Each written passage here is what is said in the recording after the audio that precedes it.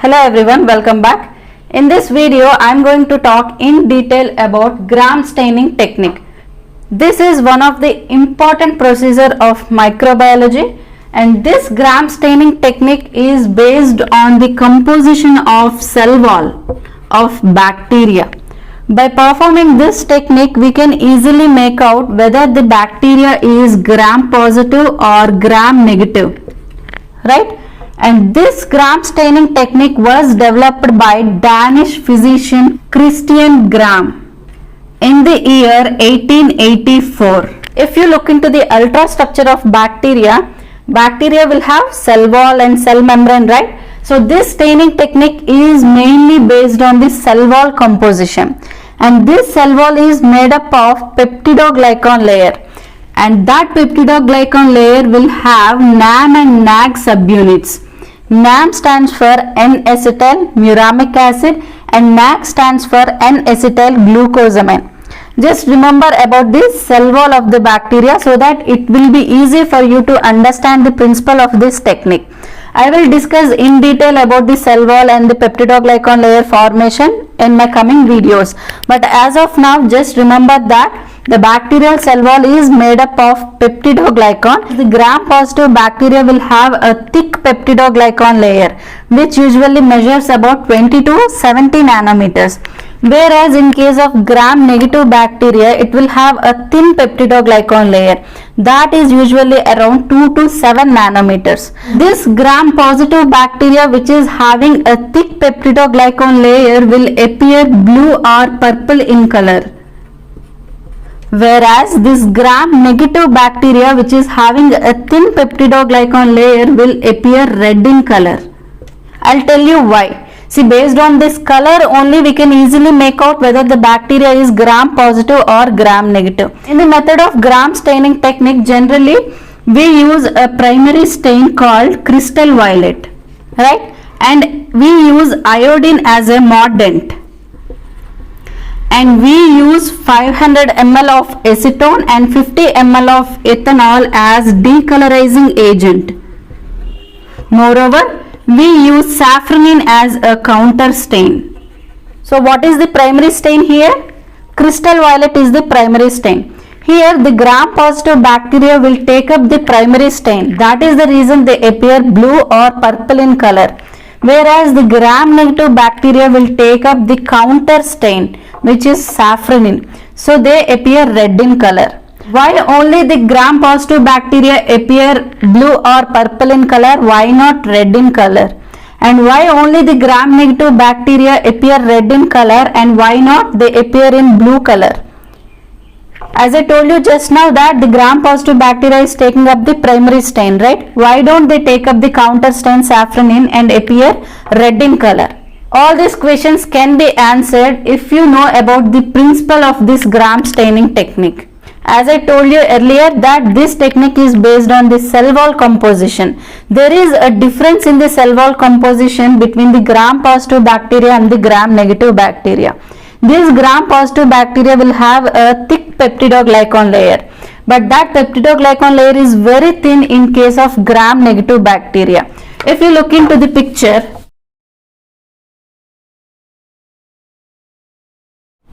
I'll make it simple for better understanding. Say for example, this is Gram positive bacteria and this is Gram negative bacteria. Okay. If you look into the cell wall structure of both this bacteria, that is both the Gram positive and the Gram negative bacteria, this Gram negative bacteria will have a thin peptidoglycan layer. Moreover, it will have an outer membrane.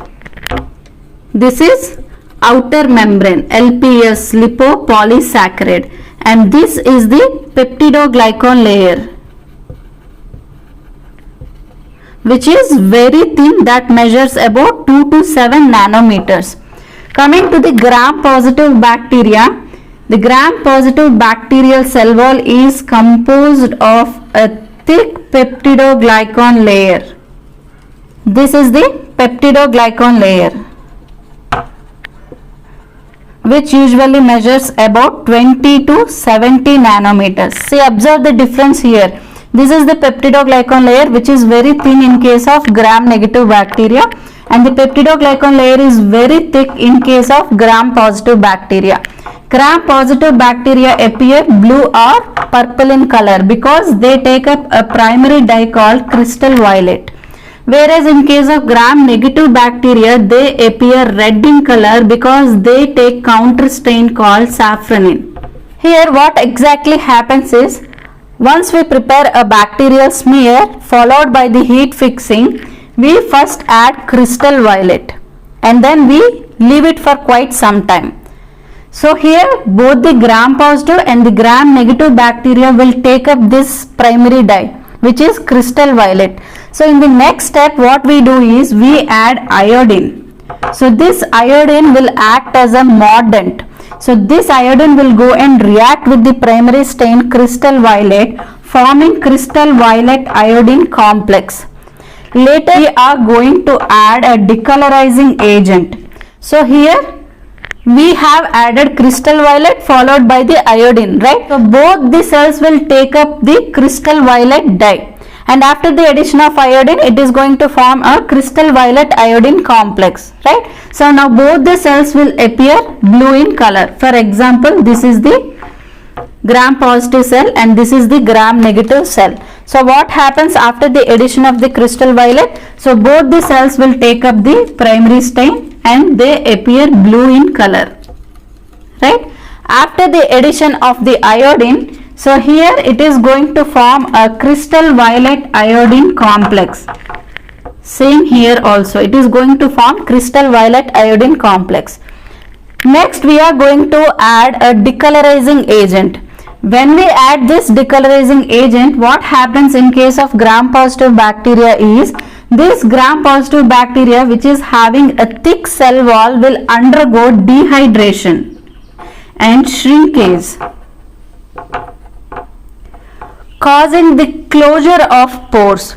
So it has already taken the primary stain crystal violet. So after you treat it with the decolorizing agent, it causes the closure of the pores. So here all the pores will be closed.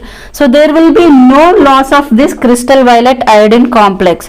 Here the cells are going to retain the crystal violet iodine complex. Whereas coming to the gram-negative bacteria, which is having a thin peptidoglycan layer as well as it contains an outer membrane. So these gram-negative bacteria are rich in lipids.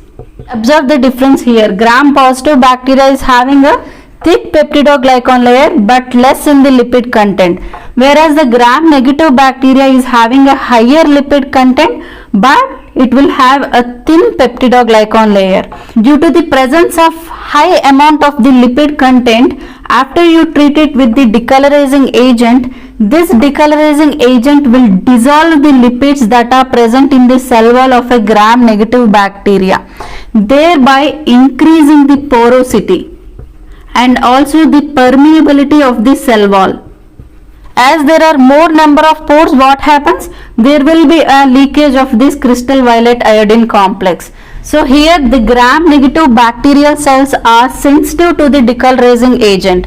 Here the crystal violet iodine complex will be removed through those pores.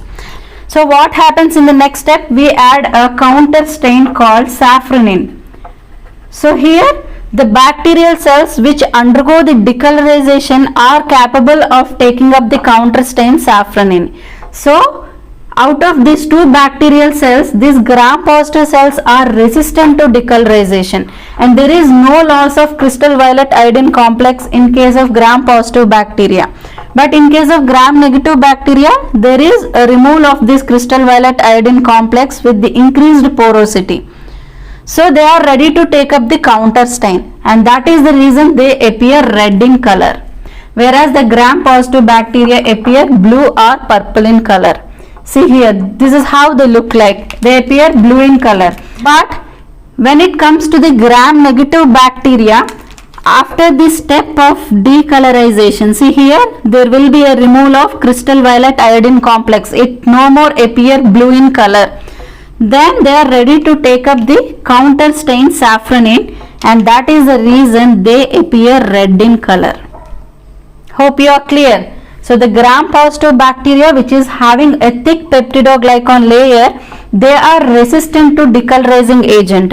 After you treat it with the decolorizing agent, of course there will be removal of some amount of crystal violet iodine complex, but not completely, because here there will be a closure of the pores. The cell wall will undergo the step of dehydration after you treat it with the alcohol. Due to the closure of the pores, there will be no leakage of this crystal violet iodine complex. But when it comes to the gram-negative bacteria, they are very sensitive to the alcohol treatment.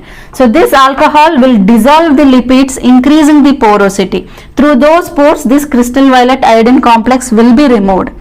Now they appear colorless due to the removal of this crystal violet iodine complex, and they are ready to take up the counter stain safranin, and that is the reason they appear red in color.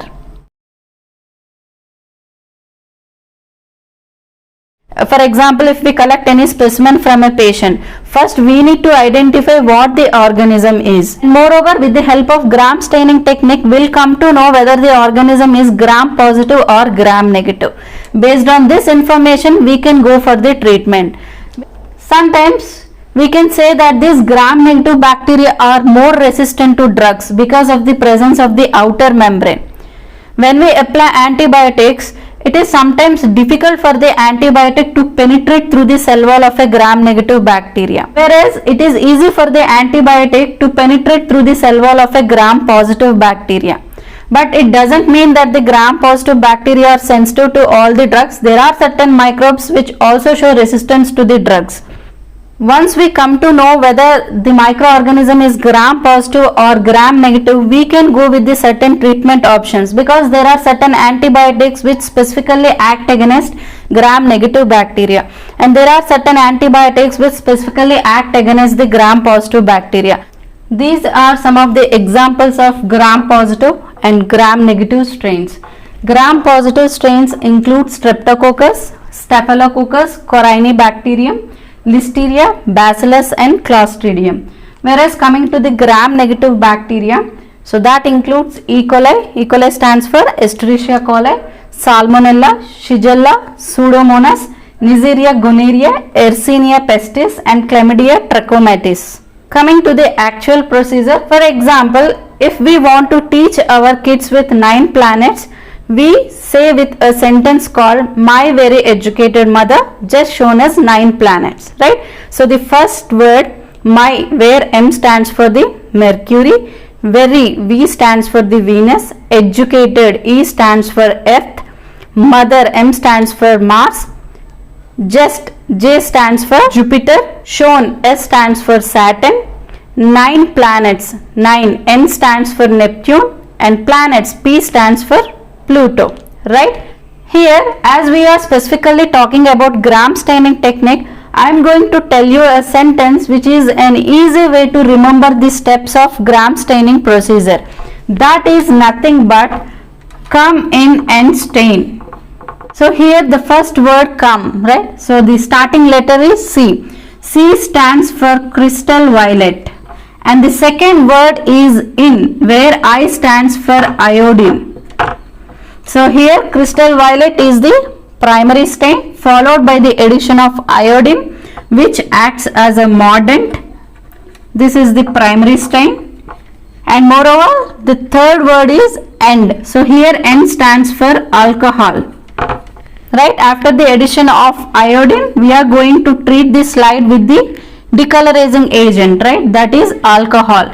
And then the final word is stain, where S stands for safranin, which is a counter stain. So here the gram positive cells will take up the primary stain and they appear blue in color, whereas the gram negative cells will take up the counter stain safranin and they appear red in color. Now let us discuss about the each step in detail. So the very first step is you need to take a clean glass slide added with a drop of water, and then you need to take 1 or 2 colonies from a slant or from an agar plate, and then you have to disperse those bacterial colonies into that drop of water. Or if you are directly using a liquid broth, then you can directly go with the addition of that liquid broth onto the clean glass slide, right? In the next step, you are going to prepare a smear with the help of inoculating loop. Just you spread that drop of bacterial culture with the help of inoculating loop, forming a thin smear. Then once you prepare a smear, go with heat fixing. As I told you, during the heat fixing process, these bacterial cells will adhere onto the glass slide. Moreover, during the heat fixing, you are going to kill the microorganism. Thereby, you are increasing the chances of penetration of the dye. Right? After heat fixing, you are going to add a primary stain called crystal violet. And you are going to expose the bacterial culture to this primary stain for 20 seconds. Right? After the addition of the primary stain, you have to rinse off the stain with water.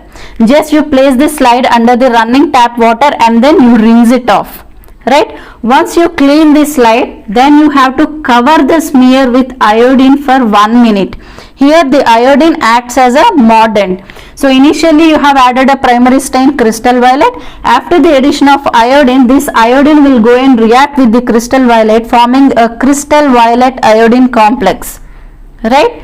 So after the formation of crystal violet iodine complex, here after the addition of iodine, if there is excess iodine over this slide, you are going to pour it off. Right? And you have to leave it like that for 1 minute. After 1 minute, you have to add acid alcohol, which is a decolorizer, over the smear until the solution appears clear. Usually it will be blue in color because you have added crystal violet, right? So once you add a decolorizer, so entire color will be washed off. Your slide will look clean as if you have not added anything after the addition of the decolorizing agent, right? So after the addition of the decolorizing agent, then the next step is you have to rinse it off with the water. Again, place the slide under the running tap water and then you clean the slide. Okay. So in the next step, you are going to add a counter stain called safranin. So you have to cover the smear with this counter stain safranin for again 20 seconds. Earlier you have exposed it for 20 seconds with the addition of crystal violet. Again, after the addition of the counter stain with the safranin, you are going to expose it for 20 seconds. So after 20 seconds, again you have to rinse it off. Then you need to blot dry. After you blot dry the slide, now you are going to examine the slide under the microscope. If your culture contain gram-positive bacteria, then they appear blue in color, whether they may be in a cocktail shape or in a rod shape. Whereas if your culture contains a gram-negative bacteria, for example, you have performed a gram staining technique with E. coli. E. coli is gram-negative bacteria.